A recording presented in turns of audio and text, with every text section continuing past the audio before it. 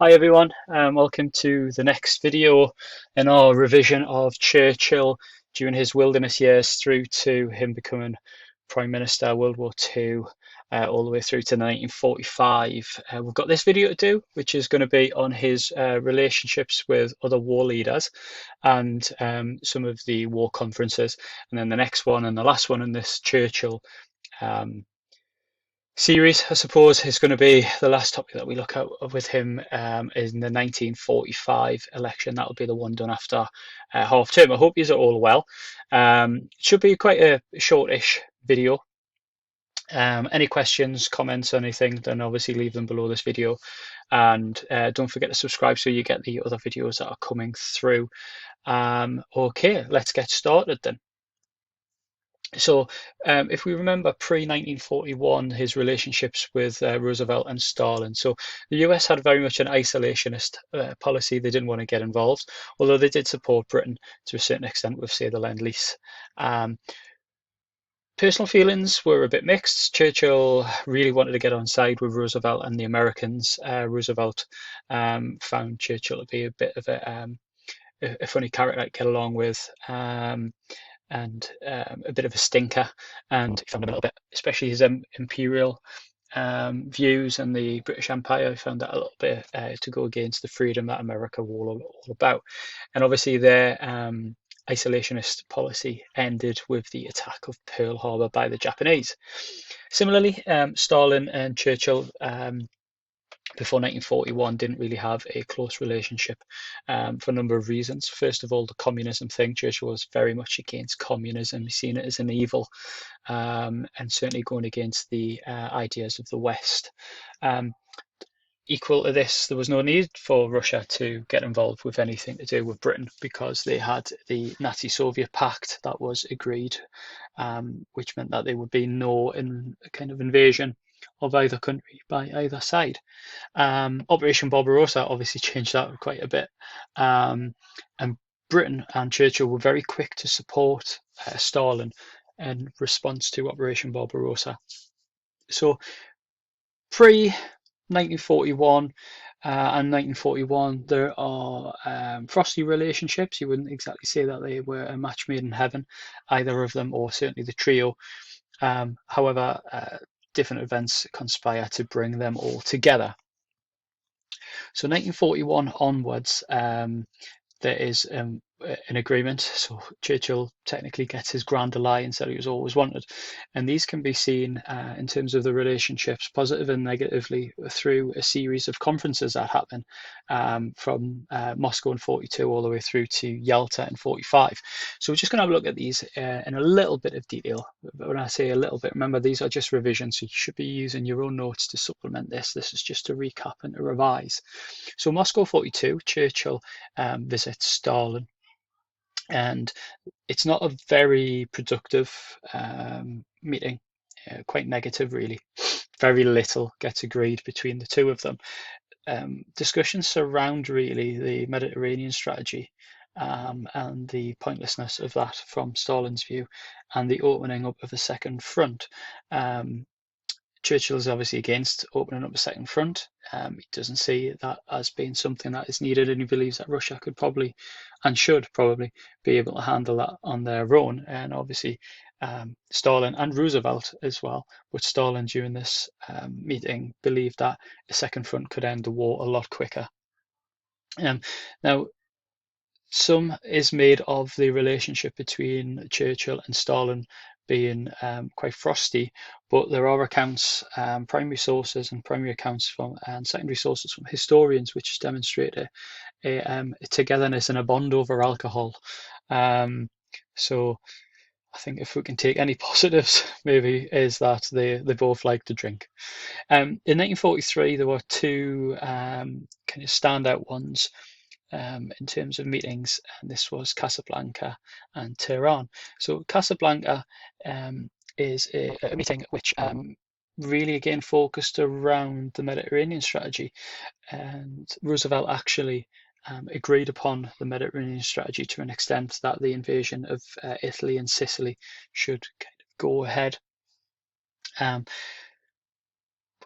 Not exactly 100% behind it, But yeah, this was a discussion, and this was really the first time that Churchill and Roosevelt really got together and had a good kind of discussion about how it could move forward with potential support from the US. In the same year, there was actually a meeting in Quebec as well between Roosevelt and Churchill, and this highlighted how differently they saw the war progressing. So Roosevelt wanted a French invasion, and obviously Churchill wanted to start a Balkan War, and there was disagreements between that. The other one, which is probably the main one of 1943, is Tehran, which is when the three powers get together for the first time. Um, this is seen by some historians as a bit of a low point for Churchill. Roosevelt was um, a bit disappointed with how the war was progressing and Churchill's decisions previously. So he felt as though that if he kept him out of the discussions, him and Stalin could be able to come to a better agreement about how the war would progress. So, for instance, they discussed the partition of Germany, um, with Churchill on the outside. And again, in class, we've looked at some primary sources which demonstrate that Churchill was ignored, kept out of meetings, and that Stalin and Roosevelt were having private meetings regarding this. So again, this would be seen as a bit of a low point, in that Churchill was seen as a bit of an outsider in this. Some agreements and concessions were made with regards to the Mediterranean, with regards to invasion, with regards to partition. But I think that word concession is something that is quite strong here, because there were concessions, they weren't things that they all wanted, but they realised that to get what they wanted, they were going to have to make concessions with the other sides. And the final one on the screen is Yalta in 45. Now, this happens in the February, and unfortunately, Roosevelt died a couple of months later in the April. The main thing that came out of Yalta was that Russia could control a lot of Eastern Europe, but there were agreements that there should be free elections for each of these countries. So although Russia would have some sort of control over them, there would be free elections in each of those countries. In addition to these agreements, in 1944, Churchill and Stalin came up with a percentage agreement, which was about the distribution of Eastern Europe, particularly, and the spheres of influence that Russia would have. Again, there are several primary sources that we looked at in class which demonstrate that Stalin wasn't really there to negotiate. Churchill believes that he was getting a good deal, but really Stalin was just on about getting a greater sphere of influence in Eastern Europe, and Churchill was more bothered about shoring up the Balkans, the Mediterranean, and the access to the Suez Canal and the British Empire. So that was agreed between the two of those. There's one other war leader that we need to look at, and that is Charles de Gaulle. And bit of background first of all, just to refresh your memory in terms of the French surrender to Germany.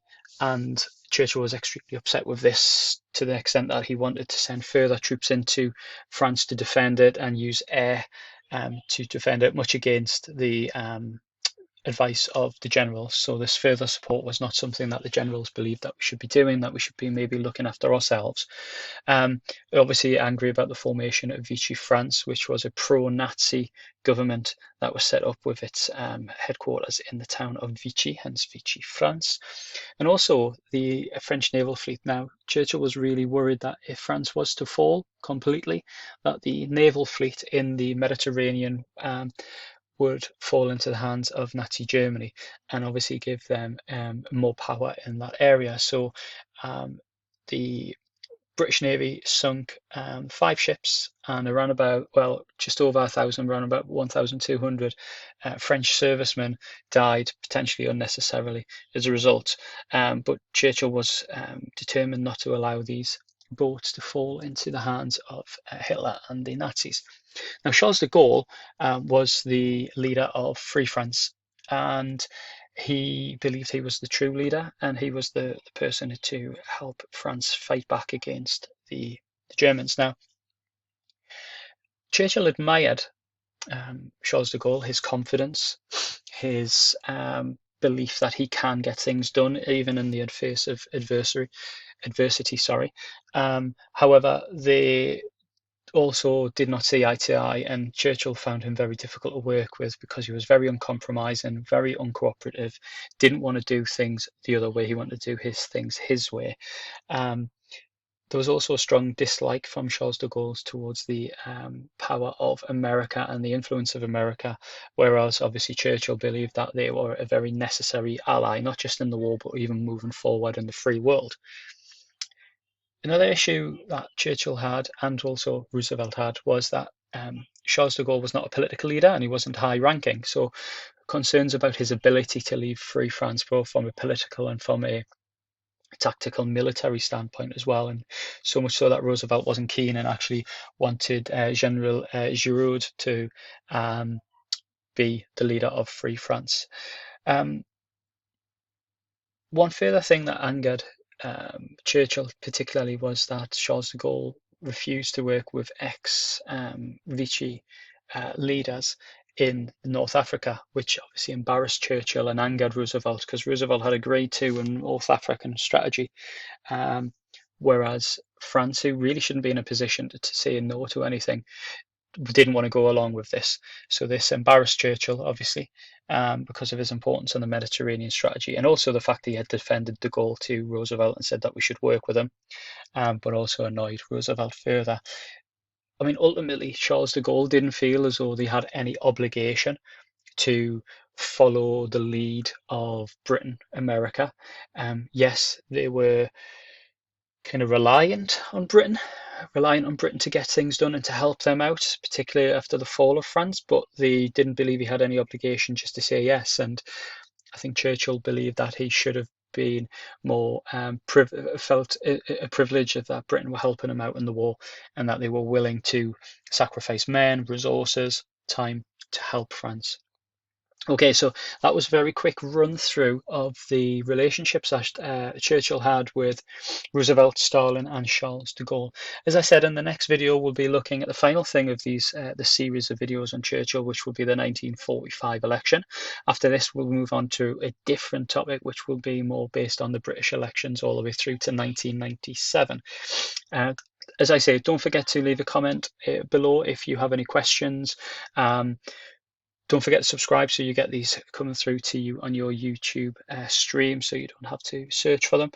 And hopefully we'll see you all in a few weeks, all being well. Take care and see you later. Bye bye.